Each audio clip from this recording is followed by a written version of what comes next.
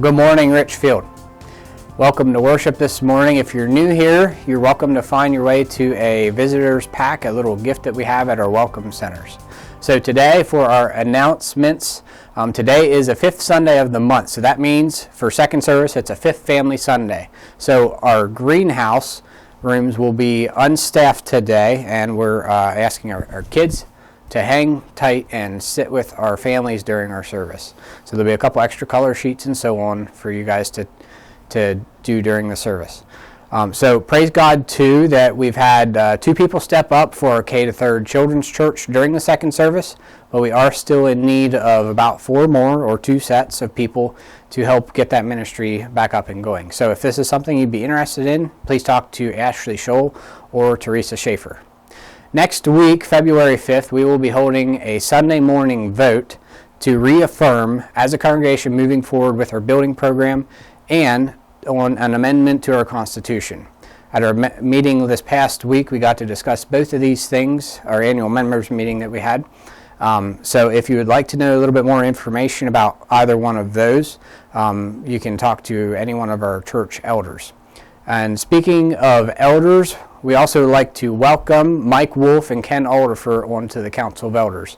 Brian Alderfer was also reaffirmed at our meeting and will be serving a second term. And with that, we want to say a special thank you to Mike Yakimuk and Stan Duick for the time that they've just served.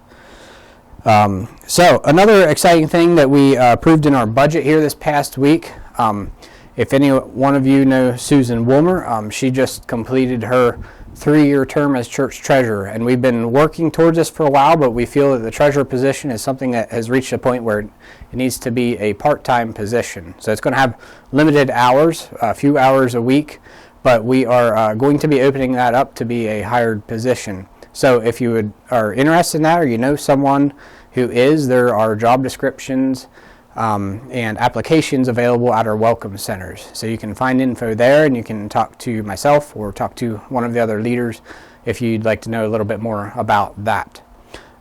So then also coming up, our dinner theater is scheduled for February 9th through 11th. That's in a couple weeks. The signups have been out, so if you would like to go and you haven't, we want to remind you to sign up. Bonnie may be available in the back again this week for that.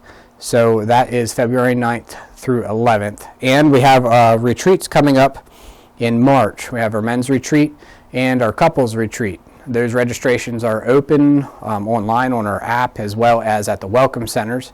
And there's brochures with info about them at the welcome centers too.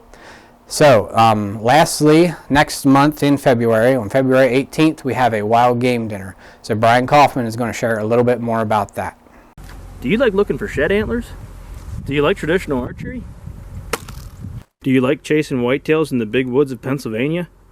Well, whether you're into these things or not, I'd like to invite you February 18th at 6 o'clock p.m. in the Family Life Center for our wild game dinner. Corey Galvis will be the speaker. Corey lives in Wellsboro, Pennsylvania, and you may know the name because he harvested the largest buck to date with a recurve bow in Pennsylvania in public land, Tioga State Forest. Corey's going to bring this buck mount along so you can see the buck in person. He's going to be bringing sheds because he's a big shed hunter. He's also a 3-time IBO world champion archer, and he also is a bowyer as well. So, whole list of things that he's going to cover. If you want to bring a wild game dish to share, that'd be great. Or a side if you don't have anything like that. But we will ask that you don't bring both. Last year we had plenty of food. We're also going to have door prizes again, and to get in, you're going to need a ticket, but they're free. We will have a donation box inside the door when you come that evening, so if you want to donate, you can do that there. To get the tickets, you can either talk to myself, Brian Kaufman, Scott Scholl, Matt Furster, or Kevin Burkholder. Hopefully we'll see you there.